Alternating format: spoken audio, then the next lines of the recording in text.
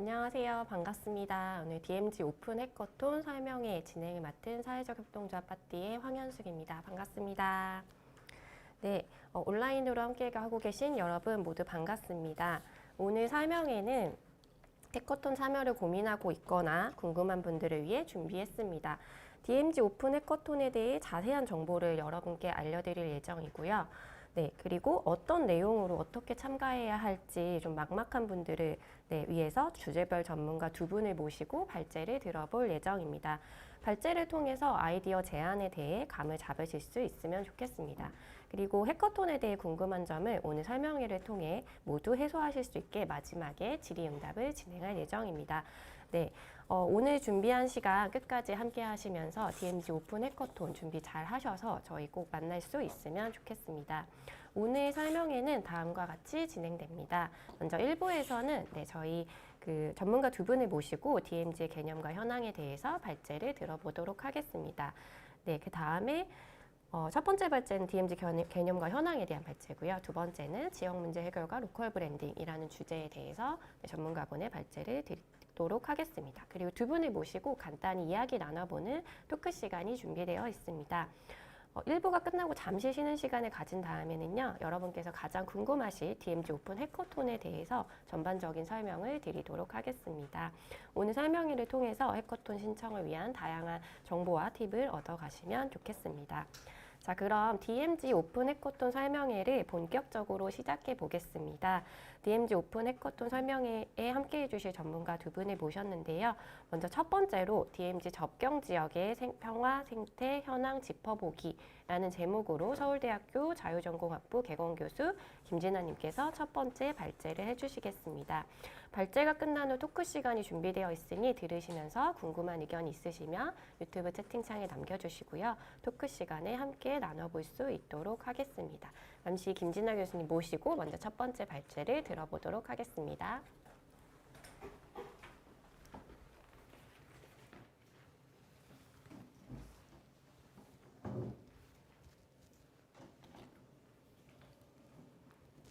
네, 안녕하세요. 서울대학교 자유전공학부 김진아입니다. 저는 오늘 DMZ와 평화관광이라는 주제로 말씀을 좀 드려보려고 합니다. 이 DMZ, 그리고 관광, 평화 이렇게 세 가지 키워드를 좀 가지고 왔는데요. 일단 관광이라고 하는 것은 이제 제 생각에 지금 DMZ 그리고 DMZ 접경 지역을 일반 사람들이 이제 경험을 하는 주된 이제 주된 경험 방식이라는 생각이 들었고요. 그리고 평화라고 하는 것은 그 DMZ에서 경험하게 되는 어떤 가치를 대표하는 단어라고 생각이 들었습니다. 먼저 DMZ 접경 지역에는 굉장히 수많은 이런 경계선들이 있죠. 이것들에 대해서 그래도 다들 아실 것이라고 생각이 드는데요. 잠깐 복습하는 차원에서 좀 말씀드리면, 일단 가운데 군사분계선이 있고요. 북으로 2km의 북방한계선, 남으로 2km의 남방한계선이 있습니다. 그리고 무엇보다 이 접경 지역에서 살고 계시는 주민분들의 일상생활에 가장 큰 영향을 미친다고 할 수 있는 민간인 통제선이 있고요. 그리고 이게 이제 우리가 처음에 이제 분단됐을 때 38선이 존재하고 있고, 그리고 엄밀하게 말해서는 DMZ에 포함되진 않지만 DMZ와 같은 남북한 간의 경계 역할을 하고 있는 한강하구 중립수역이라는 지역이 있습니다. 제가 이 DMZ 접경 지역을 많이 다니면서 느꼈던 가장 큰 생각은 이것인데요. 모든 공간이나 환경, 프로그램들이 평화라는 이름하에 진행이 되고 있고 만들어지고 있다는 점이었습니다. 실제로 평화 관광이라는 개념은 이제 국제적으로 통용되는 개념인데요. 이제 평화라는 게 단지 어떤 갈등이 없는 상태뿐만 아니라 뭔가 우리 안의 평화, 자연과의 평화, 미래 세대와의 평화, 이렇게 굉장히 넓은 것들을 포함을 하고 있고, 그런 평화를 실현할 수 있는, 실천할 수 있는 어떤 이제 수단으로서의 관광이라는 개념으로 일단은 이해를 하시면 되겠습니다.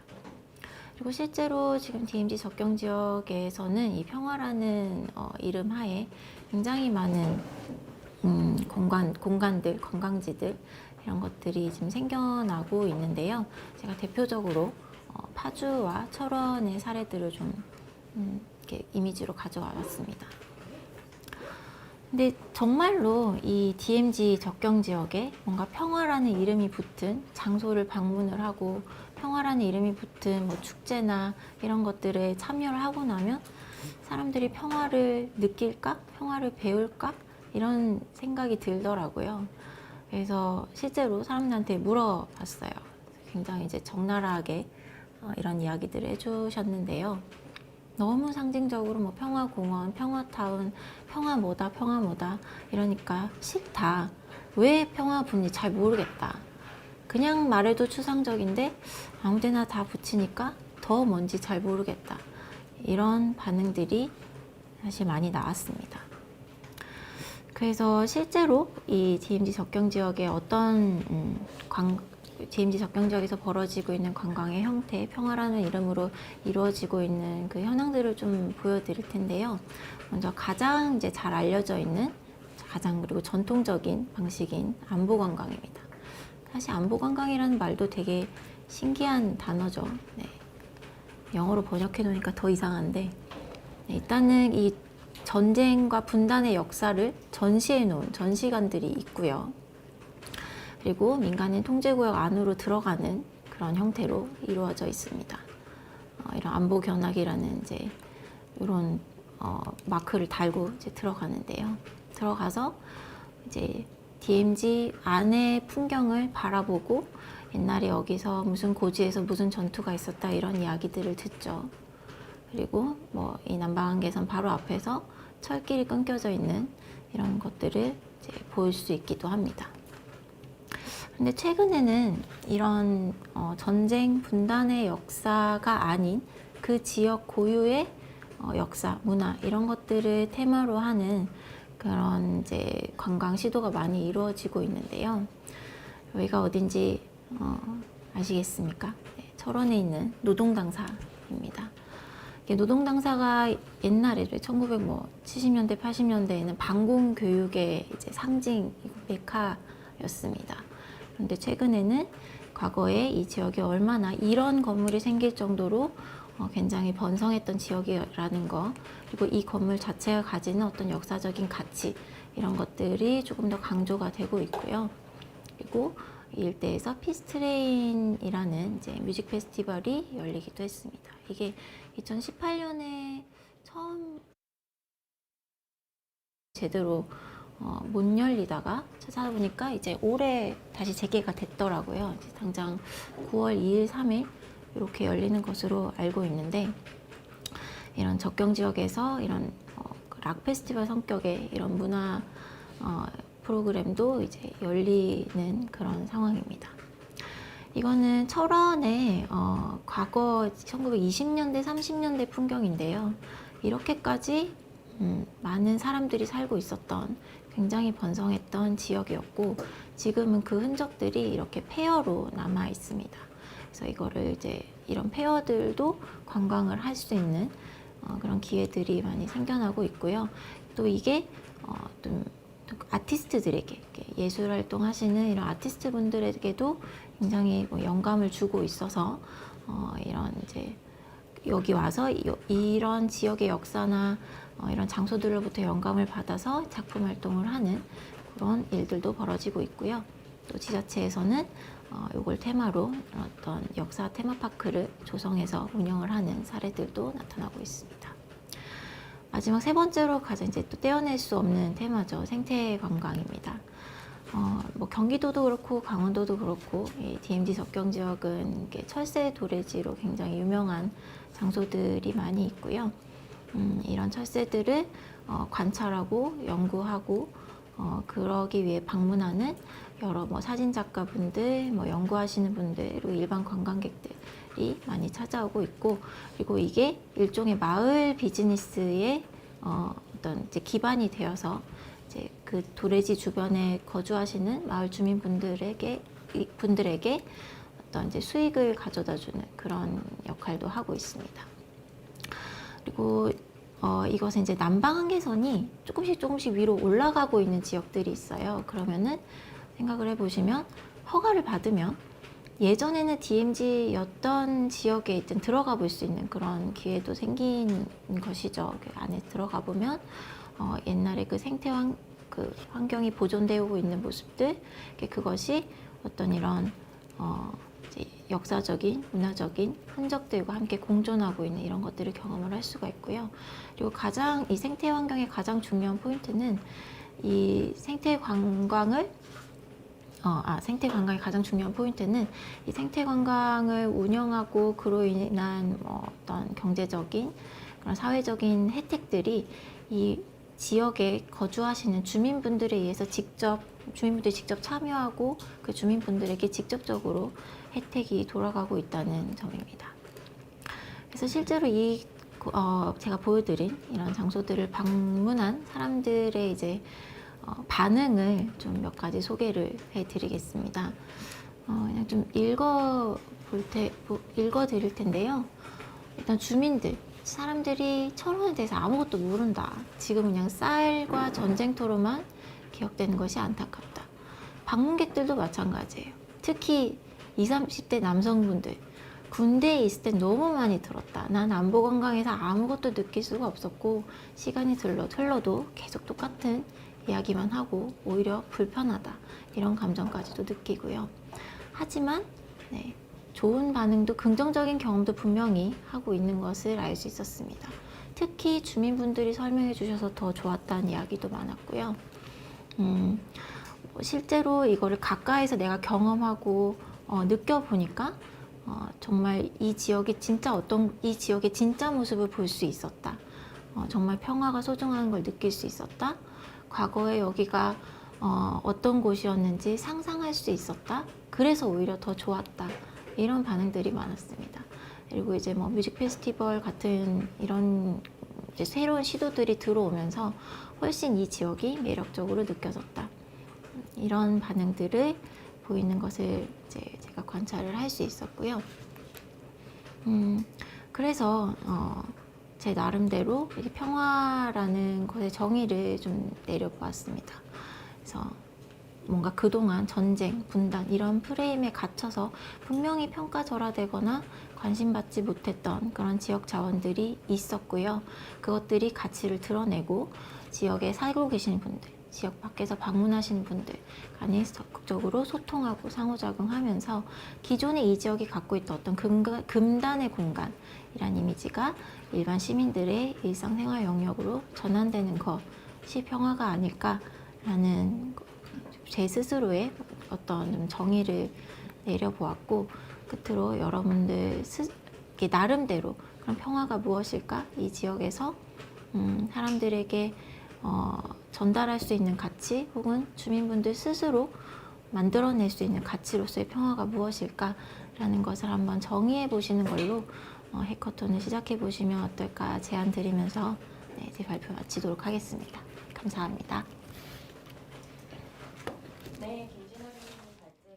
네, 두 번째 발제는 지역 문제 해결과 로컬 브랜딩 이야기하기를 주제로 예술가 문화도시 사회연구소 이사 안태호님께서 발제를 이어주시겠습니다. 네, 방금 소개받은 안태호라고 합니다. 오늘 제가 말씀드릴 거는 그 DMZ에 딱 특화된 내용은 아니고요. 그 주민 제안 사례들, 그리고 주민 제안들이 지역을 어떻게 바꿔낼 수 있는지에 대한 얘기들을 하고, 그리고 로컬 브랜딩이 어떤 것인지, 로컬 브랜딩 사례가 어떤 것인지 간단하게 말씀드리면서 DMZ에 관련돼서 어떤 상상들을 좀 해보실 수 있을까, 거기에 좀 밑재료를 좀 제시해 드린다고 생각해 주시면 될 것 같아요. 네. 시작해 보겠습니다. 처음에는 그 닐스 보어라는 그 물리학자 얘기를 가져왔는데요. 요새 그 오펜하이머 영화에도 아마 이분이 나온다고 해요. 저는 아직 영화를 보진 못했는데 오펜하이머가 존경한 스승 중에 한 분이라고 합니다. 덴마크 출신 물리학자고요. 1922년도에 노벨 물리학상을 받았어요. 양자역학에 되게 큰 기여를 한 현대 물리학계 아버지라고 불리는 사람입니다. 근데 이 사람이 학교 다닐 때 이런 에피소드가 있다고 얘기가 돼요. 그러니까 교수님이 기압계를 활용해 건물의 높이를 구하라고 했더니 닐스 보어가 기압계에 끈을 묶어서 옥상에서 내려서 끈의 길이를 잰다라는 답안을 제출했답니다. 좀 황당하죠. 그 교수가 0점 처리를 했더니 니스버가 가서 항의를 했대요. 그래서 중재하는 교수가 그러면 다른 답안을 낼 수 있겠냐라고 얘기했더니 몇 가지 답안들을 이렇게 냈다는 거죠. 2번, 3번, 4번, 5번처럼 기압기를 옥상에 던져 땅에 떨어질 때까지 시간을 잰다. 그래서 그 시간에 따라서 높이를 잴 수 있다부터 시작해서 쭉 얘기를 했다고 합니다. 그 얘기를 듣고 나서 교수가 만점을 줬다 그래요. 그 듣고 나서는.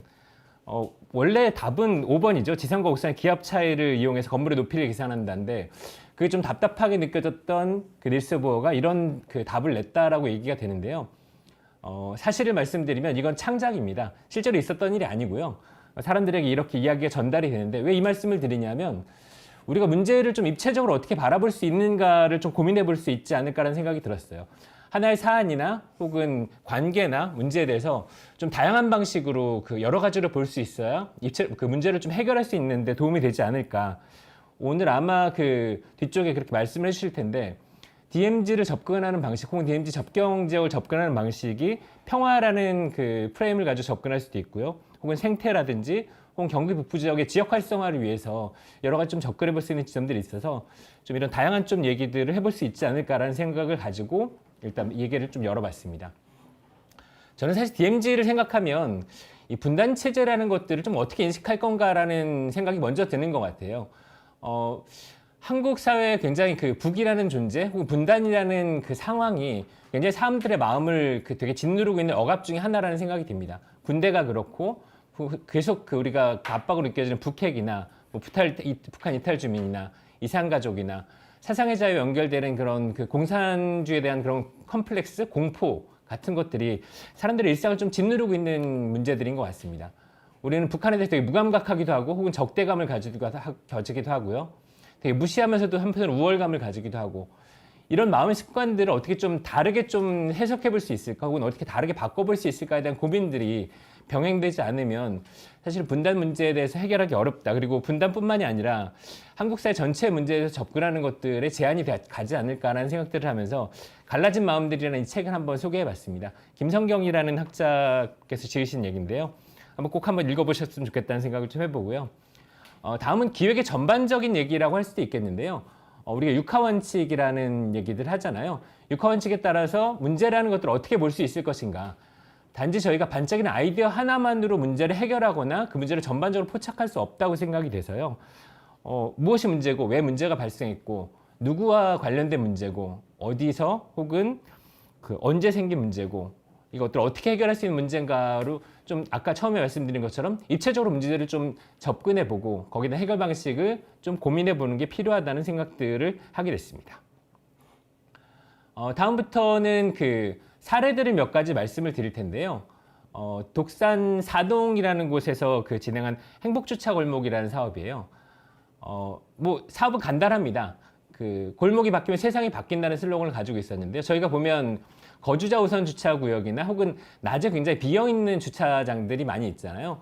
혹은 밤에 그 공공기관의 주차장이라든지 뭐 유치원이라든지 그런 그 구역의 주차장들을 어떻게 활용할 것인가를 고민하는 그런 사업이었어요. 사실 생각해보면 그냥 그게 뭐가 어렵겠냐고 생각하실 수 있겠지만 실제로는 저 소유주들을 설득하고 그리고 그것들을 새롭게 디자인하고 이후에 관리하고 그런 것들이 굉장히 복잡한 문제인 거죠. 아마 주차 문제 때문에 그 사람들하고 갈등을 겪어보신 일들이 대부분 다 있으실 텐데요. 그래서 거주자 우선 주차 구역을 공유 주차 구역으로 바꿔서 주차로 인한 불필요한 갈등들이 현저하게 줄어드는 그런 성과들을 냈다고 합니다. 이 말씀을 드리는 이유는 사실은 우리가 주민 제한이라고 하는 것들이 굉장히 거창한 것들이 아니라 우리 실제 삶에서 불편한 것들 그리고 어떻게 하면 주민의 삶이나 우리 일상을 바꿀 수 있는 것들이 대단히 작은 것들, 사소한 것들부터 시작된다는 것들을 말씀드리고 싶어서 이 사례를 먼저 말씀을 드렸습니다. 다음은 그 기술과 결합한 내용인데요. 대전시에서 그 리빙랩이라고 보통 얘기하는 그런 사업으로 시작이 됐는데 건너유라는 프로젝트예요. 이 갑천이라는 하천이 있는데 이 하천에 징검다리가 있답니다. 징검다리를 건너면 굉장히 빠르게 여기 그 하천의 그 주변으로 왔다 갔다 할 수 있는데 근데 그 다리 간격이 너무 넓어가지고 큰 다리는 넓어서 그걸 돌아가려면 굉장히 시간이 오래 걸린대요. 근데 그러면 비가 좀 많이 올 때마다 물이 넘쳐가지고 사실 이 돌다리 건너다가 물에 빠지는 사고들이 계속 발생했답니다. 여기에 큰 다리를 세우면 제일 좋겠지만 그건 돈이 굉장히 많이 드는 일이기 때문에 지역의 그 IT 기술 업체하고 주민들하고 같이 머리를 맞대고 어떻게 하면 이것 좀 해결할 수 있을까 고민을 하다가 이런 방식들을 그 채택한 거죠. 수위가 넘치게 되면 저 안에 그 경보기를 두고 그걸 앱을 통해서 주민들이 그 앱을 다운받고 저 수위가 어떻게 되어 있는지를 항시 모니터링할 수 있고 그래서 오늘 비가 좀 많이 왔는데 건너도 괜찮을까 말까 생각하다가 실제로 가보지 않으면 전에 몰랐는데 이제는 앱을 통해서 그걸 확인하고 시민들이 좀 편안하게 이용할 수 있는 방안들을 좀 제시하는 사업이라고 할 수가 있겠습니다. 다음에도 굉장히 간단한 일인데요. 소백산 국립공원의 배달 도시락 사업이에요. 국립공원 관리자의 고민에서부터 출발했다고 합니다. 이 관리자가 일회용 쓰레기가 너무 많이 나와서 사실 일도 힘들고 사실 환경에도 부담이 된다고 생각이 돼서 그러면 이걸 좀 어떻게 바꿔볼 수 있을까 고민하다가 지역의 외식업체들과 협력해서 도시락을 배달하기 시작했대요. 저 구성하는 것도 지역의 여러 가지 업체들이 자기 물품들을 가져다가 그 식품들을 가져다가 저렇게 넣고 사람들 사전 신청을 통해서 저 도시락을 받게 되는 거죠. 그래서 어떤 효과가 났을까요?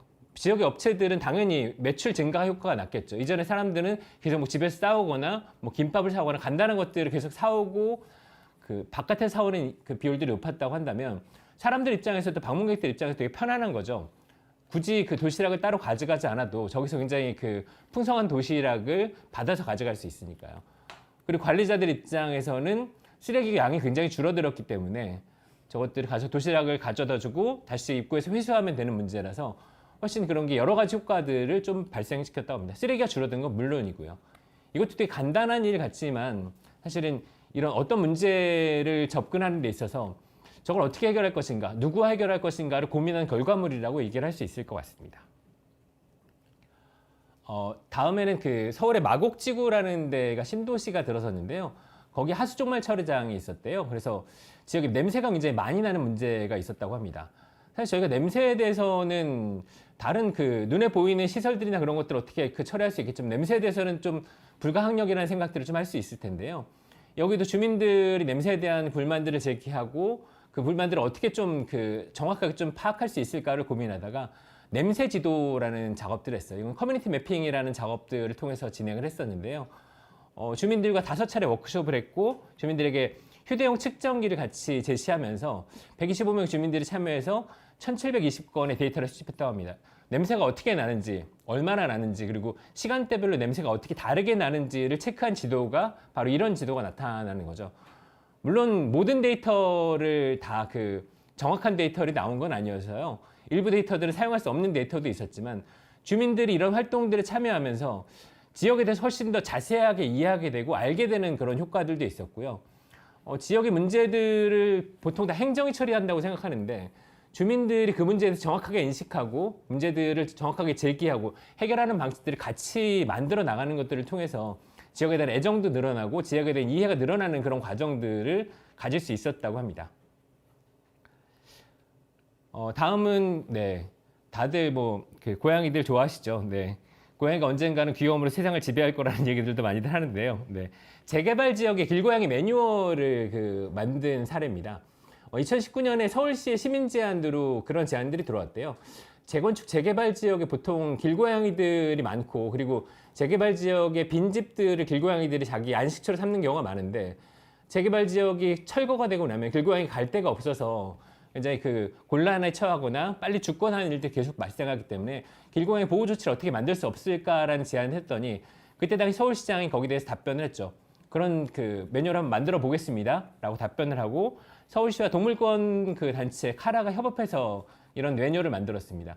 도시정비구역에 길고양이 보호활동 매뉴얼 제작 및 자치구에 배포하는 작업들을 했었죠. 도시정비구역인데 영어로 좀 오타가 났네요. 이해해 주시고요. 보시면 어떤 내용들이 들어가 있냐면요.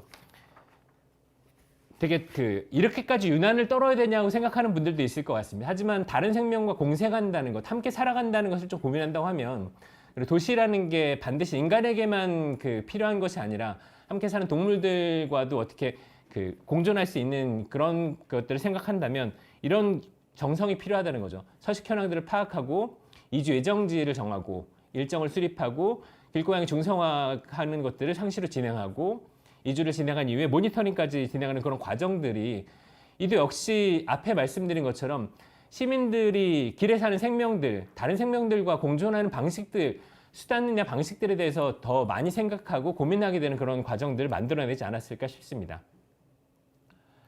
네, 다음은 로컬 브랜딩에 대해서 말씀을 드릴 텐데요. 앞서 말씀드린 주민 제한보다는 좀 더 큰 개념이죠. 지역을 어떻게 브랜딩할 것인가. 사실 브랜딩과 마케팅을 헷갈려 하시는 분들이 많을 것 같은데요. 브랜딩이라는 것은 마케팅은 말하자면 더 판매를 촉진하기 위한 수단이죠. 마케팅이 어떻게 하면 더 가격 책정을 잘하고 시민들에게 더 소비자들에게 더 가까이 갈 수 있는 건가, 어떻게 홍보를 더 잘할 수 있을 건가라는 데 초점이 주어져 있다고 한다면, 브랜딩이라는 건 결국 사람들에게 어떻게 신뢰해 줄 것인가, 그리고 사람들에게 우리가 어떤 정체성을 가지고 있는지를 잘 알려줄 수 있을 것인가 라는 것이 브랜딩이라고 할 수 있습니다. 로컬 브랜딩이 많이 얘기가 되는 건 결국은 지역 소멸에 대한 위기의식이 높아지고 있기 때문에 그걸 어떻게 극복할 거에 대한 대답 중 하나로 좀 얘기가 되는 것 같아요. 반드시 외부에 알리기 위한 것이라는 것도 있지만 자기 도시의 활력들을 어떻게 되찾을 건가라는 데 이 포커싱이 주어져 있다고 생각하시면 좋을 것 같습니다. 로컬 브랜드 사례를 한 2가지 정도 말씀드리고 발제를 마무리하면 될 것 같습니다. 하나는 임실 치즈 마을인데요. 1964년도에 임실 성당에 벨기에 출신 신부가 오게 됩니다. 지정한 신부가 와서 보니까 1964년도면 한국이 많이 생활이 어려울 때잖아요. 그래서 사냥 2마리를 가지고 와서 지역 주민들이 어떻게 하면 수익을 올릴 수 있을까를 고민하면서 출발했대요. 처음에는 사냥류를 가지고 판매를 하고 요구르트를 만들거나 그런 고민들을 했었는데 잘 안 돼서 나중에는 치즈를 만드는 걸 기술을 계속 개발을 했다고 합니다. 현지에서 계속 기술을 가져오고 공급하는 그런 작업들을 했대요. 원래 지정한 신부는 지역 안에서 되게 지역 자금용으로 활용했으면 좋겠다는 생각을 했었는데 주민들은 그거보다 좀 큰 꿈을 품었습니다. 여기 PT 자료에서 보시면 목장형 유가공이라는 얘기가 있는데요. 목장형 유가공은 생산지와 공장, 가공지가 다른 것이 아니라 목장이 생산하고 바로 가공할 수 있는 그런 방식을 얘기해요. 그래서 그런 사업체 비전을 계속 만들어냈고요. 주민들이 사실은 사업체를 주도적으로 운영을 해서 이 사업체들이 결국은 공유재산들을 만들어내는, 우리가 커먼즈라고 많이 얘기를 하죠. 공유재산을 만들어내고 그 공유재산을 다시 지역 비전 구현에 사용하는 그런 과정들, 선순환 과정들을 만들었다고 합니다. 주민들이 문턱 낮은 조직을 만들고 투명하게 운영하면서 개개인의 주체성을 독려했대요. 상당히 많은 종류의 공동체를 계속 만들었다가 해산됐다가 만들었다고 하면서 그런 경험들을 많이 축적했다고 합니다. 이런 시스템의 결과가 치즈 마을이라는 걸로 나타났는데요. 사실 지금 행정안전부에서 로컬 브랜딩으로 홍보하는 이 치즈 마을 같은 경우에는 조금 다른 결이 있습니다. 거기는 치즈 테마파크를 주로 소개를 하고 거기에 주로 에너지들이 많이 방문객도 많이 가고 예산도 많이 가고 그래서 초기에 임실 치즈 마을 주민들이 사실 좀 불만이 있기도 하다고 합니다. 하지만 어쨌든 주민들이 지금까지 공동체를 만들어서 이렇게 운영해온 시스템만큼은, 그리고 주민들의 의지만큼 굉장히 단단하기 때문에 이런 방식들이 로컬 브랜딩은 가능하다는 말씀을 먼저 드릴 수 있을 것 같고요. 다음은 속초의 사례인데요. 속초는 지금 문화도시를 준비하는 도시이기도 합니다. 제가 같이 활동을 하고 있기도 한데요. 속초가 대한민국 최고 동쪽에 있잖아요. 그리고 제일 북쪽에 가깝게 있기도 하죠. 그래서 동쪽으로 가자, 고 이스트라는 그런 슬로건을 가지고 있어요. 속초에 아마 관광 때문에 가보신 분들이 여럿 있으실 텐데요. 사실 속초 가보면 저는 가끔 그런 비애감이 듭니다. 이 속초가 서울 사람들이 무슨 먹부림을 하려고 오는 도시인가. 참 되게 씁쓸하다는 생각들이 많이 드는데요. 속초 주민들이 한 8만 명 정도 돼요. 속초 인구가. 근데 방문객은 1년에 한 2천만 명 가까이 됩니다. 1,900만 훌쩍 넘어서 2천만 명 가까운데, 그래서 속초가 이렇게 먹거리 혹은 관광지, 사람들이 와서 이렇게 소비만 하는 도시가 아니라 어떻게 하면 로컬 브랜딩을 잘할 수 있을까, 속초의 매력이 무엇인지 제대로 발견할 수 있을까라는 그런 고민들을 하기 시작했습니다. 속초에서 보면 되게 재밌는 일들이 많이 있는데요. 속초에 제가 문의당 서림이나 동화서점 같은 곳들을 만나보면 바깥에서 나가 있던 자녀들이 가업을 잇기 위해서 돌아오는 사람들이 많아요. 특히 식당도 그렇고 혹은 배 선장이 되기 위해서 오는 사람들도 있고, 그래서 마치 일본과 같이 가업을 잇는 청년들이 많다는 것도 굉장히 독특한 사례이기도 하고요. 하이퍼 로컬이라고 하는 것들이 기존의 로컬을 책임져 오신 분들, 그리고 지켜오신 분들 뿐만이 아니라 이후 세대들이 어떻게 로컬을 이어받고 있는지, 혹은 다시 새롭게 들어온 사람들이 로컬을 어떻게 이해하고 있는지라는 것들을 좀 보여주는 그런 내용들이라고 할 수 있고요. 저 속초이스트라는 말이 되게 낯서실 텐데 되게 이스트라는 말이 어떤 분야에 있어서 자기 주의자라는 말이잖아요. 그래서 저기 속초주의자라는 말을 쓰는데 어떻게 보면 속초에 대한 애정들 혹은 속초에 대한 자부심들, 속초의 정체성을 가장 잘 드러낼 수 있을까라는 것들을 하면서 속초의 사람들을 만나는 작업들을 하고 있습니다. 그래서 속초의 산, 바다, 호수, 영랑호나 청초호 같은 굉장히 그 훌륭한 환경들을 가지고 있거든요. 설악산 권역이기도 하고요. 그래서 자연환경과 아바이 마을 실향민들부터 시작한 그 도시여서요. 아바이 마을이 있고 역사적 맥락, 속초 음식이 굉장히 유명하죠. 그리고 아까 말씀드린 리턴한 청년들, 새롭게 자리 잡는 이주민들의 이야기들을 다 어떻게 잘 갈무리할 수 있을 것인가라는 고민에서 속초 이스트 혹은 고 이스트라는 작업들을 진행을 하고 있습니다. 이 사진은 얼마 전에 진행한 고 이스트 포럼이라고 속초 고성 양양이라는 세 도시가 함께 모여서 동쪽에 대한 상상들을 좀 다채롭게 해보자. 그리고 지역 활성화에 대한 아이디어를 모아보자라고 해서 만든 포럼의 장면입니다. 이렇게 제가 주민 제안과 로컬 브랜딩에 대한 몇 가지 사례들이나 개념들을 좀 말씀을 드렸는데요. 참여하는 분들이 DMZ 접경 지역에 대한 현실에 기반한 좀 구체적인 상상들을 많이 할 수 있는 그런 계기가 이번 해커톤을 통해서 있으면 좋겠다는 기대를 하면서 발제를 좀 맞춰보도록 하겠습니다. 네. 네, 저희 좀 같이 얘기를 나눠보도록 하겠습니다. 네, 반갑습니다. 다시 인사를 좀 나눌까요? 네, 저희 시간이 한 20분 정도 주어져 있는데 두 분 얘기 제가 너무 재밌게 들었어요. DMZ 오픈 해커톤에 대한 이야기들, 이 주제와 관련해서 사실 저희가 주제는 DMZ의 평화와 생태, 경기 북부 발전을 위한 로컬 브랜딩과 지역 문제 해결입니다. 굉장히 개념어들이 많죠. 그래서 사실은 이거를 저희가 해커톤을 어떻게 진행할 것인가는 제가 이따가 설명을 드리겠지만 이 하나하나의 이야기들을 전문가분들께 이야기를 들어보고 싶어서 이렇게 모셨고요. 제가 질문을 조금 몇 가지 드리고 싶어요. 그래서 첫 번째 이제 먼저 좀 질문을 드리고 싶은 거, 김진아 교수님께서 발제하시면서 지도들을 보여주시기도 했는데 DMZ에서도 이제 경기도의 접경 지역이 어디인지 이렇게 조금 궁금하고, 그리고 우리가 생각했을 때 DMZ는 이렇게 쭉 남북한에 다 걸쳐 있는데 좀 경기도나 강원도 여러 지역들이 있을 텐데 이 경기도 지역에 좀 어떤 환경이나 자원 이런 것들에서 좀 다른 어떤 특징들이 있는지 먼저 얘기를 주시면 좋을 것 같습니다.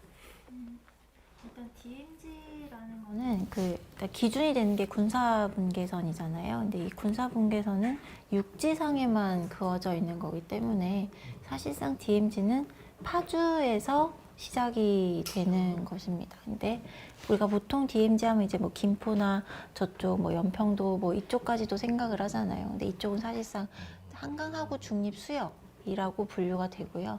DMZ는 육지에만 있는 거라고 생각을 하시면 되고, 그래서 경기도에서 DMZ에 들어가는 지역이 있는 행정구역은 사실 파주와 연천밖에 없는 것인데, 접경지역 특별법에 의해서 이렇게 지원이 되고 거기에 포함되는 접경지역에는 이제 DMZ가 아니라 이제 NLL, 해상 분계선과 NLL 및 DMZ의 인접한 지역 이렇게 규정이 되어 있고요. 그렇게 생각하면 이제 경기도에서는 아까 말씀드린 파주 연천에 고양, 그 옆에 양주, 포천, 동두천, 그리고 왼쪽으로는 김포, 인천, 옹진 이렇게까지 이제 포함된다고 생각을 하시면 됩니다. 그래서 자원 방문해 보실 만한 장소나 좀 이제 주목하시면 좋을 만한 자원들을 좀 말씀드리면은 일단은 이 한강 NLL과 DMZ 지역상에 전망대가 굉장히 많이 있어요. 한 열 몇 개가 되는데 거기서 바라보는 풍경들이 전망대마다 다 다르고 그 지역의 역사나 환경, 생태 환경, 지형 이런 것들이 그 지역만의 특징을 보기에 되게 좋은 장소들인 것 같더라고요.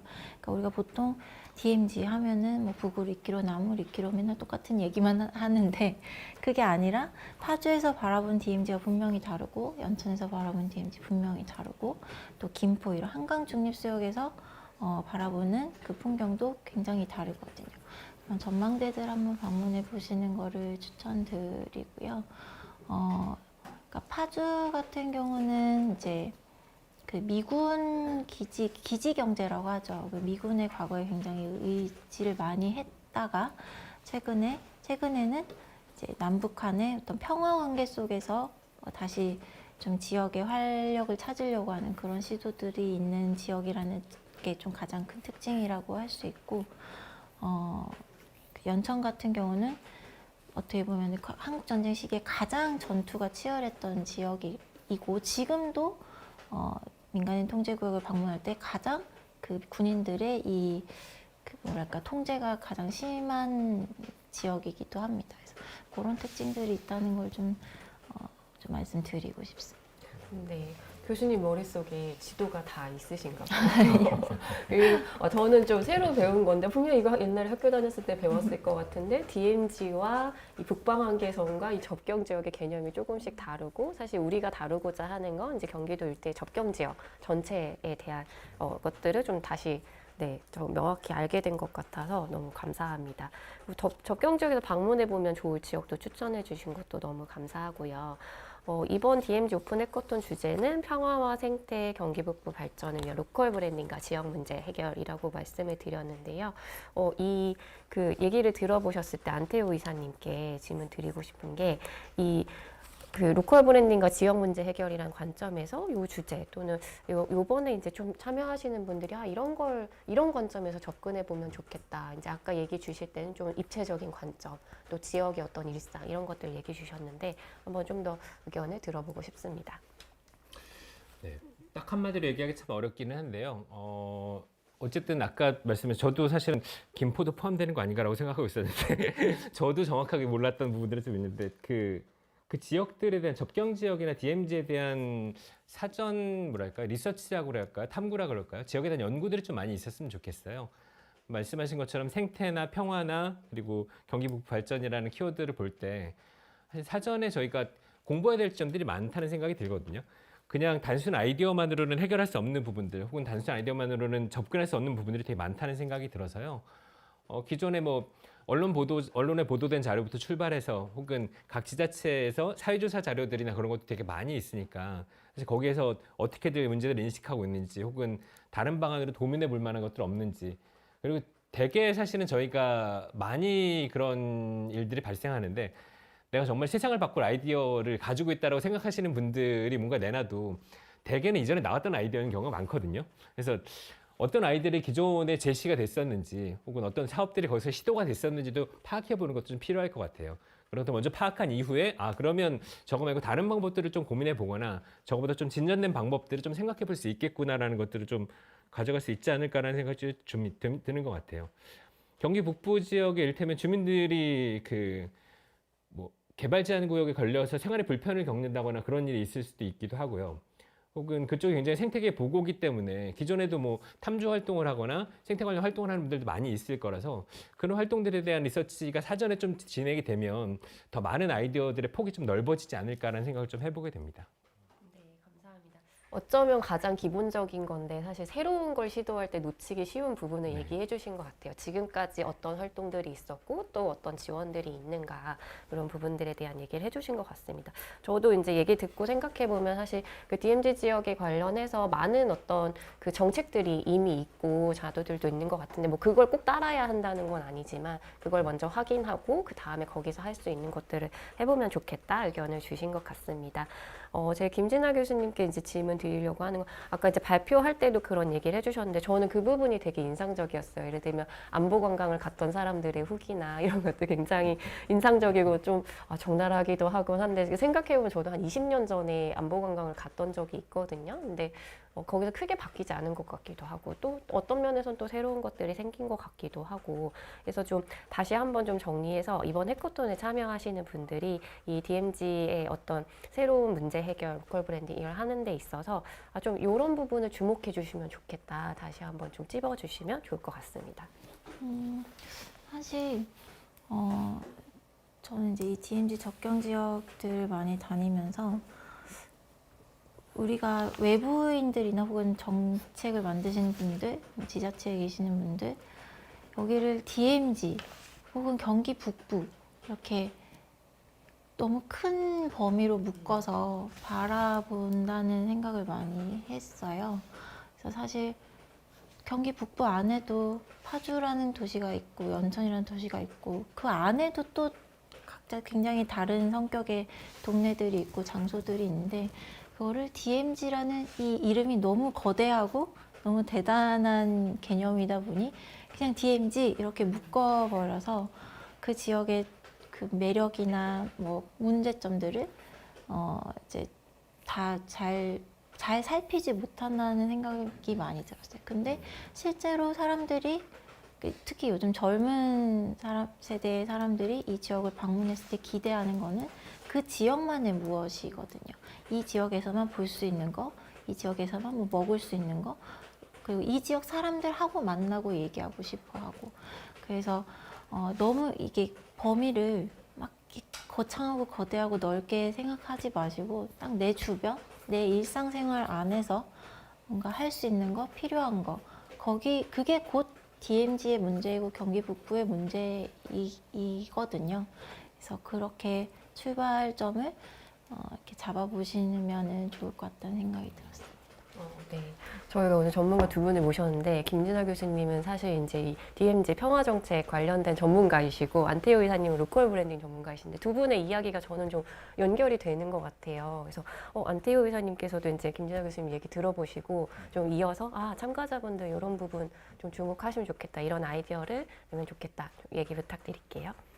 사실 같은 얘기가 될 것 같은데요. 결국은 DMZ 접경 지역이라고 해도 결국 사람이 사는 곳이잖아요. 물론 사람이 살지 않는 지역도 같이 포함을 하긴 합니다만 자기 삶의 아주 구체적인 영역들이나 그런 필요한 맥락들을 갖추지 않으면 이런 어떤 사업안을 가져와도 그게 현실화되거나 혹은 현실화된다고 해도 장기적 인가되거나 하기 어려울 것 같아요.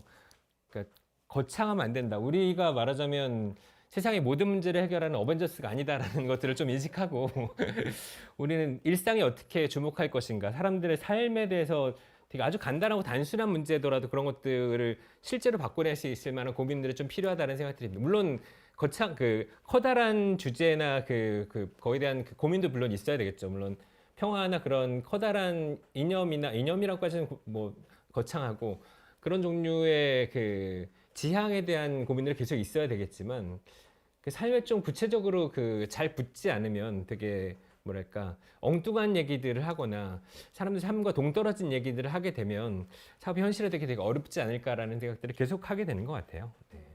이제 오늘 마지막 질문일 것 같은데요. 이 부분이 두 분 얘기하신 거랑도 연결되는 것 같아요.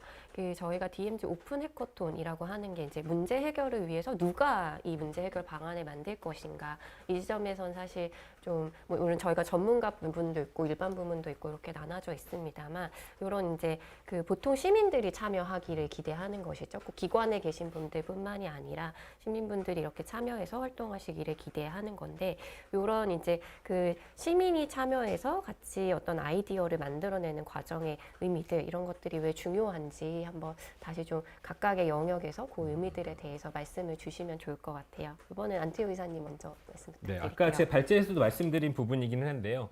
사실 시민들이 정책에 관여하거나 혹은 행정에 관여하거나 실제 도시가 움직이는 것에 대해서 관여하는 일들이 많지가 않아요. 저희가 사실 일상을 사는데 굉장히 먹고 사는데 바쁘고 매일 출근하고 자기 일상을 사는 데만도 버겁다는 생각들을 많이 하게 됩니다.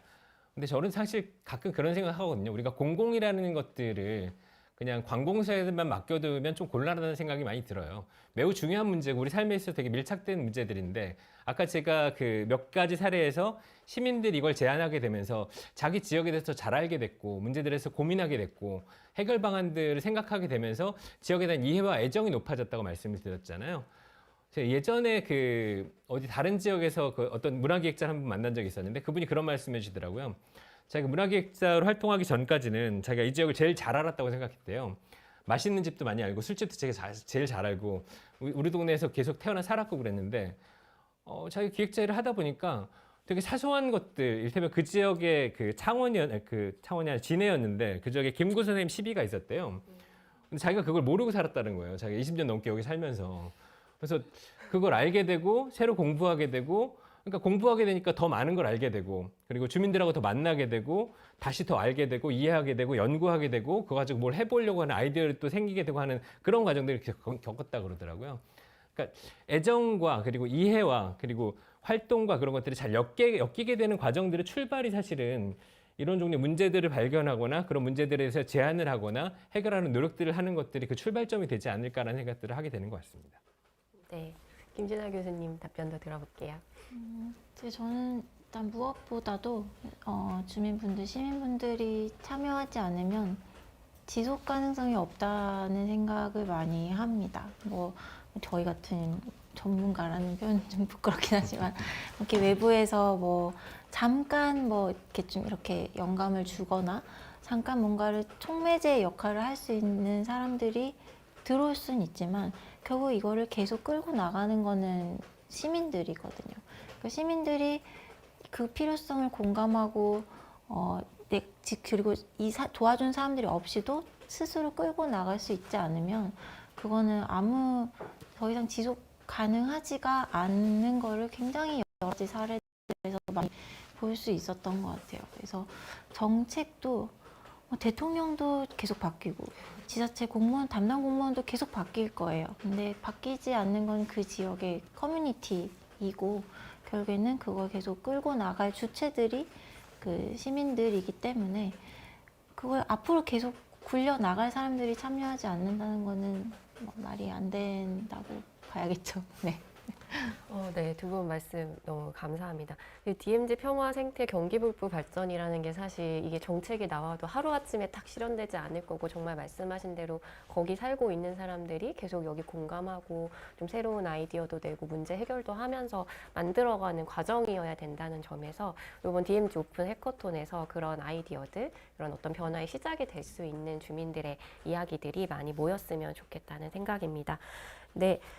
두 분, 네, 함께 해주셔서 감사하고요. 오늘, 네, 그 설명회 1부는 여기에서 마치도록 하겠습니다. 저희 10분 동안 쉬는 시간을 가지고, 네, 이어서 잠시 후에 뵙도록 하겠습니다. 감사합니다.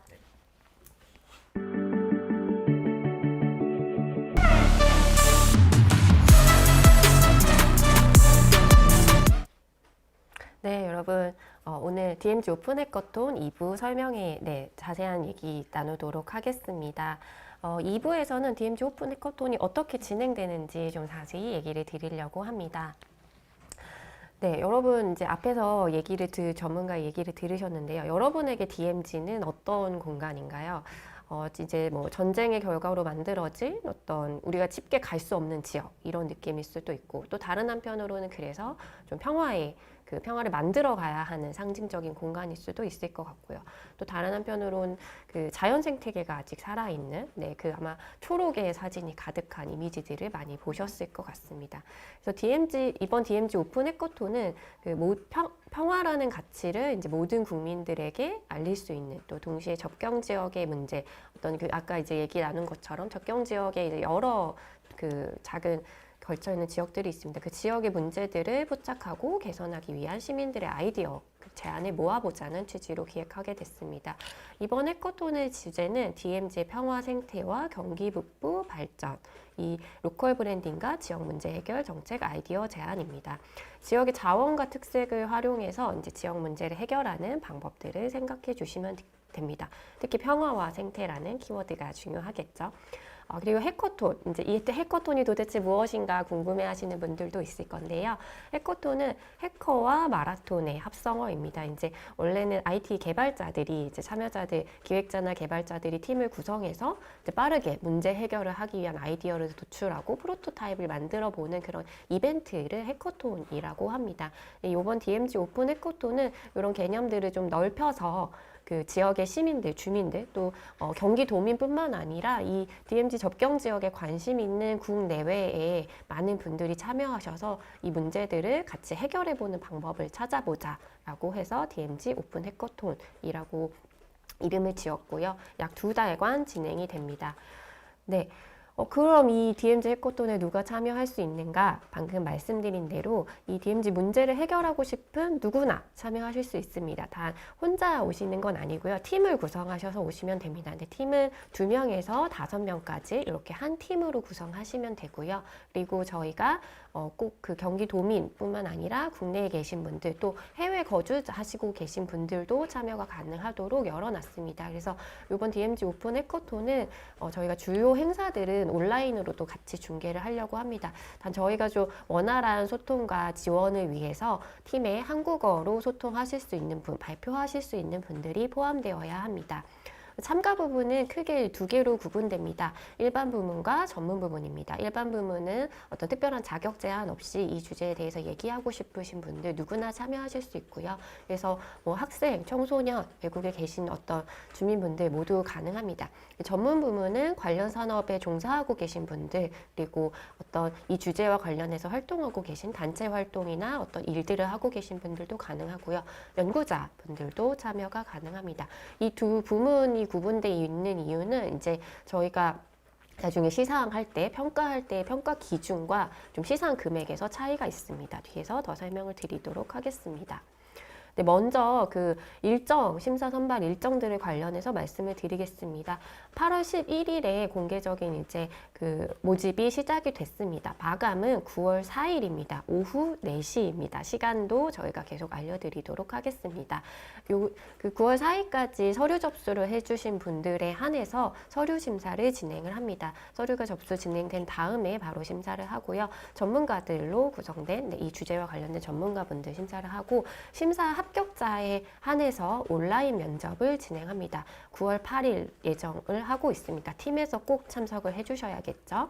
그다음에 심사 발표 결과는 9월 8일에 진행될 예정입니다. 9월 11일에 진행될 예정입니다.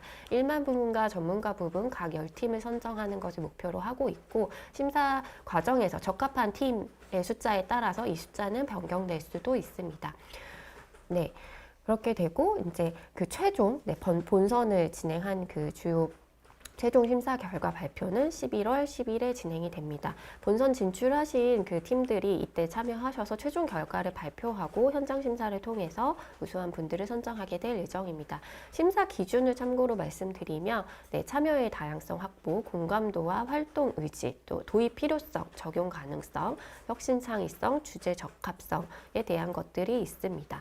예선과 본선에서 이제 심사 기준 비중이 조금씩 다를 수 있다는 것들 말씀을 드리고요. 심사 기준 자세한 내용은 공모 모집 요강을 참조해 주시면 됩니다. 네. 그럼 이렇게 선정된 팀들은 무엇을 해야 하는지, DMZ 오픈 해커톤이 도대체 뭘 하는 거지? 다시 한번 이제 자세히 설명을 드리도록 하겠습니다. 예선을 거쳐서 선정된 팀들은 9월 22일 킨텍스에서 열리는 DMZ 오픈 해커톤 출범식에서 첫 만남을 가지게 될 예정입니다. 이때 그 신청하신 내용들을 바탕으로 우리가 앞으로 어떤 활동을 하고자 한다 발표를 하고 서로 교류하는 시간을 갖게 됩니다. 그래서 출범식 을 하고 여기서 아이디어를 공유하신 다음에는요. 이제 본선 과정이 진행이 됩니다. 그 작성하신 기획안들을 이제 서로 그 참가 팀들끼리 또 온라인에 열어놓고 국민분들과 함께 논의하면서 발전하는 과정으로 기획안 작성하는 시간들을 갖게 됩니다. 그리고 저희가 이미 초대하고 있는 멘토분들과 멘토링 데이를 갖게 될 예정입니다. 이때가 일종의 중간 발표라고 보시면 될 것 같고요. 이번 해커톤에 참여하시는 분들께는 DMZ 현장 방문, 견학을 하실 수 있는 기회를 드릴 예정입니다. 근데 아까 이제 설명드린 대로 DMZ 지역이 굉장히 넓고 이슈가 다양합니다. 그래서 신청하시는 팀이 자율적으로 이 현장 방문 계획을 세우시고 결과를 공유해 주시면 됩니다. 그래서 이 결과를 공유해 주시고 멘토링 데이에 참여하셔서 좀 발전된 기획안을 발표해 주시는 분들께 현장 방문 비용을 지원을 해드립니다. 그리고 11월 10일에 최종 본선 심사가 진행이 됩니다. 전문가 심사와 국민투표를 통해서 최종 시상 대상자를 선정하게 되고요. 이때 꼭 참석을 해주시면 됩니다. 그래서 다시 종합해보면 이 모든 과정을 고려할 때 9월 중순부터 해서 11월 중순까지 약 두 달간 진행이 됩니다. 네, 지금까지 설명드린 내용을 다시 한번 정리해서 보여드리도록 하겠습니다. DMZ 오픈 해커톤에 참여하시는 여러분들이 반드시 참여하셔야 되는 일정이기도 합니다.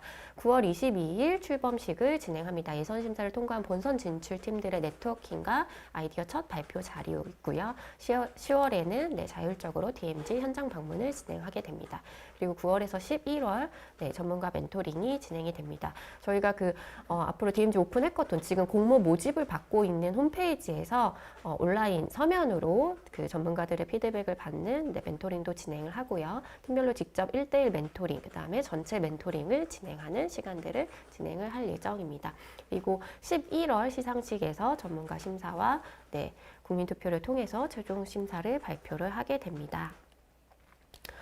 네, DMZ 오픈 해커톤을 통해서 그러면 참가하시는 분들은 어떤 혜택을 받을 수 있는지, 어떤 지원이 있는지 다시 한번 정리를 해드리면요. 네, 각 팀마다 현장 방문 활동비 30만 원을 지원해 드립니다. DMZ 지역 방문은 자유롭게 다녀오시고 현장 그 보고서를 같이 공유해 주시면 됩니다.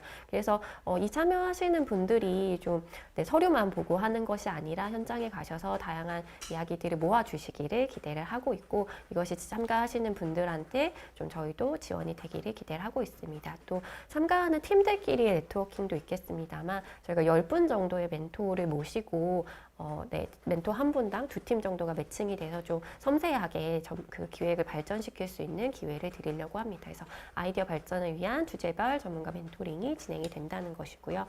마지막으로 가장 큰 혜택이죠. 이번 DMZ 오픈 해커톤은 시상이 있습니다. 그래서 일반 부문은 1등 400만 원, 2등 200만 원, 3등 100만 원. 그리고 전문 부문은 1등 600만 원, 2등 300만 원, 3등 200만 원 이렇게 시상금이 주어지고 경기도지사상도 있습니다. 인기상은 저희가 국민투표를 통해서 진행이 됩니다. 그래서 해커톤에 참여하시는 분들 팀별로는 인원이 작지만 주변에 많이 같이 공유도 해주시고 진행되는 2달, 2개월에서 3개월 동안 주변의 국민들의 의견들도 많이 모으시면서 진행하시기를 기대하고 있습니다. 네, 지금까지 들으시면서 좀 참가 신청해보면 좋겠다 이런 생각이 드셨는지 궁금합니다. 네, 참가 신청 방법도 자세히 안내를 드릴게요. 우선 해커톤 홈페이지에 참석해 주세요. 여기 QR코드가 있고요. 저희가 유튜브 채팅에도 주소를 남겨놓도록 하겠습니다. 주소는 dmzopen.mixon.io 이고요. 접속하시면 저희가 메인에 크게 참가 신청 배너를 띄워놨습니다. 이 배너를 눌러보시면 참가 신청 게시물로 올라오게 됩니다. 그리고 마지막에 그 신청서 안내에 보시면 첨부된 파일이 있습니다. 공모 요강을 자세히 안내 드렸고 신청서 작성 양식이 있어서 그 문서들을 작성하시고 다시 해당 게시물에 파일을 업로드하시고 신청하시면 끝이 납니다. 저희가 신청하신 분들에게는 접수가 됐다라는 안내 메시지를 이제 마감 전에 보내드릴 예정입니다. 혹시 이렇게 봤는데 잘 모르겠다, 이 홈페이지를 어떻게 이용해야 되는지 모르겠다라고 하시는 분이 있으면 저희 안내 창구로 연락을 주시면 자세히 안내 드리도록 하겠습니다. 네, 이제 제가 지금까지 DMZ 오픈 해커톤에 대해서 자세하게 설명을 드렸습니다. 보시면서 좀 궁금한 점 있으시거나 좀 제안해주고 싶으신 게 있다고 하면 네, 유튜브 채팅창에 올려주세요. 함께 이야기 나눠보도록 하겠습니다. 네, 제가 지금 천천히 화면을 보고 있는데요.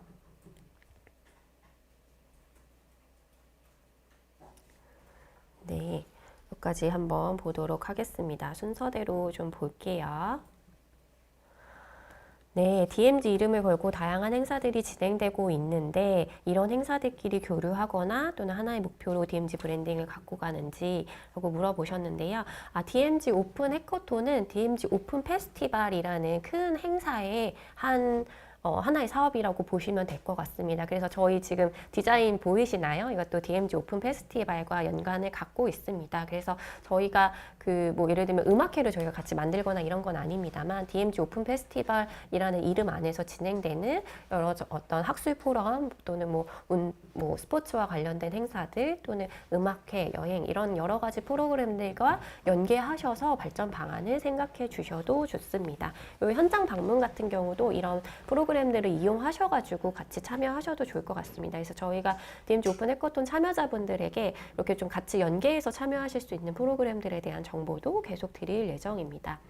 결과물과 이제 그 제출과 관련해서 가장 궁금하실 것 같은데요. 지금 예상하는 건 사실 저희가 그 일종의 정책 제안이라고 크게 좀 틀을 드렸습니다. 그래서 제안서가 될 수 있을 것 같아요. 사업의 실행 계획서 또는 어떤 문제 해결을 위한 정책 제안 또는 기존 정책의 개선 방안에 대한 이야기일 수도 있고요. 또 로컬 브랜딩 같은 경우는 콘텐츠를 만드시거나 기획안을 만드실 수도 있다고 생각합니다. 결과물의 형식을 저희가 특정해 놓지는 않았습니다만 이제 공모가 그 진행되는 양식을 보시면 지금 단계에서 제출해야 되는 것들은 우리가 해결하고자 하는 문제의 주제가 무엇인지 그리고 그것을 어떤 방식으로 풀어가고자 하는 건지를 좀 작성하시기를 요청드리고 있고 진행 과정에서는 이제 저희가 좀 계속해서 발표회에서 참여하실 수 있는 양식들을 추가로 제공을 해드릴 예정입니다. 그리고 네, 멘토분들을 어떤 분들을 모실지는 저희가 좀 명단이 확정되면 공개를 하려고 합니다. 근데 DMZ 평화, 네, 생태 그리고 로컬 브랜딩, 지역 문제 해결과 관련된 다양한 분들을 초대를 드릴 예정입니다. 오늘 이제 전문가 설명으로 포럼에 설명에 함께 해주신 김진아 교수님, 안태호 이사님도 함께 해주실 예정이고요. 요 현장의 문제들을 해결해 본 경험들을 갖고 계신 정말 그래서 현장에서 활발하게 활동하고 계신 분들을 멘토로 초대드릴 예정입니다. 그리고 이제 참가 신청하셔서 접수된 팀들을 보고 이런 것들을 좀 멘토들도 조정을 해서 정말 그 참여하신 분들에게 실질적인 도움이 될 수 있도록 멘토를 구성할 예정입니다. 네. DMZ 현장 방문에 대한 궁금증도 있으신 것 같은데요. 네, 제가 설명에서 말씀드린 대로 장소는 그 접경 지역 안에서 자유롭게 선정하시면 됩니다. 김포, 파주, 고양, 연천, 네, 경기도 접경 지역에 정말 예를 들면 안보관광이라고 얘기하셨던 그 지역을 가셔도 되고요. 그 지역이 아니라 경기 북부 활성화나 생태 또는 어떤 로컬 브랜딩을 위한 스토리가 있는 어떤 지역을 방문하셔도 됩니다. 그래서 문제 해결 이제 제안하시는 단계에서 정말 우리가 다루고자 하는 그 지역이 어디인지를 선정을 하시고 계획을 세우시면 좋을 것 같습니다. 또 그 지역을 지금 결정하셔야 되는 건 아니고요. 경우에 따라서는 신청하시고 저희가 이제 참여하셔서 이야기를 나누면서 특정 지역을 선정하셔도 될 거라고 생각을 합니다. 네, 그리고 네, 참가팀 구성에 대한 질문도 있을 것 같습니다. 한 명이 여러 팀에 참석해도 되는지 얘기를 주셨는데요. 저희 지금 이제 원칙은 그러니까 한 사람이 여러 팀으로 참여하실 수는 없습니다. 좋은 아이디어가 정말 많다고 하시더라도 좋은 아이디어 하나를 선택하셔서 팀을 구성하시고 참여하시면 좋을 것 같습니다. 다만 저희가 지금은 조금 이제 아직 구현이 안 돼가지고 궁금하실 수도 있을 것 같은데 이 진출하신 팀들이 그 최종 심사 때까지 아이디어를 꽁꽁 숨겨놓는 그런 경쟁 방식이 아닙니다. 저희가 참가하신 분들도 서로서로의 아이디어를 꺼내놓고 좀 도움을 주고 얘기도 나누면서 같이 발전시켜 나갈 수 있는 것들을 기대하고 있습니다. 그래서 이제 신청하신 팀의 활동에 대해서 집중하셔서 가시면서 좀 다른 어떤 참가자분들의 의견도 보시고 거기에도 기여하실 수 있고 그러기를 기대를 하고 있습니다. 그래서 최종 심사 때 이런 것들이 좀 반영이 됩니다. 서로가 서로에게 또는 그 팀을 넘어서서 도민들의 또는 국민들의 의견을 어떻게 반영했는지 그래서 최초의 아이디어가 이런 2달의 과정을 거치면서 어떻게 발전했고 성장했는지 그 현장의 이야기들 그 시민들의 이야기를 어떻게 반영하셨는지들도 반영을 하기 때문에 좀 열린 과정이다라고 생각을 하시고 팀은 하나의 활동, 네, 한 사람은 한 팀에 이렇게 참여하신다고 생각하시고 네, 참석해 주시면 좋을 것 같습니다. 네, DMZ 전역이라고 이제 질문이 있었는데요. 아까 말씀드린 대로 네, DMZ라고 했을 때는 이제 그 육지는 이렇게 쭉 걸쳐져 있죠. 경기도와 강원도 전반에 걸쳐져 있습니다만 저희가 이번 DMZ 오픈 해커톤에서 집중하고 있는 지역은 경기도 내의 접경 지역입니다. 경기 북부라고 이야기되는 접경 지역들을 주목해 주시면 좋을 것 같습니다. 네, 저희가 다루고 있는 주제도 넓고 지역도 넓고 그렇다 보니까 정말 많은 질문들이 있으신 것 같은데요. 네, 제가 충분히 답변을 드린 것인지 네, 한번 다시 질문을 보도록 하겠습니다. 그리고 네, 국민투표는 어떻게 진행이 되는지 궁금해 하시는 분들도 있는데요. 네, 그 마지막 날에 최종 발표만 투표를 하고 그 결정되는 것이 아니라요. 투표는 네, 마지막에 하겠습니다만은 아까 말씀드린 대로 저희가 이제 선정이 되면 선정된 팀들을 저희 DMZ 오픈 해커톤 홈페이지에 어떤 주제로 이 선정된 팀들이 활동을 할 건지 공개를 하게 됩니다. 그래서 첫 번째 공개가 되면 그때부터 이 주제에 관심 있는 국민분들도 같이 의견을 남기시고 발전시키는 그런 협력해서 좋은 아이디어를 만들어가는 과정으로 설계를 하고 있습니다. 그래서 꼭 그 참가팀으로 신청하지 않으시더라도요. 오늘 이 설명회를 보고 계시는 분들 또 앞으로 보실 분들이 이 해커톤 진행 과정에 관심을 갖고 공감과 댓글로 참여해 주시고 마지막 심사에도 함께 해주시면 좋을 것 같습니다. 그래서 국민투표 같은 경우는 저희가 인기상 네, 별도 시상 부문으로 해서 그 결과에 이제 반영이 될 수 있도록 진행을 할 예정입니다.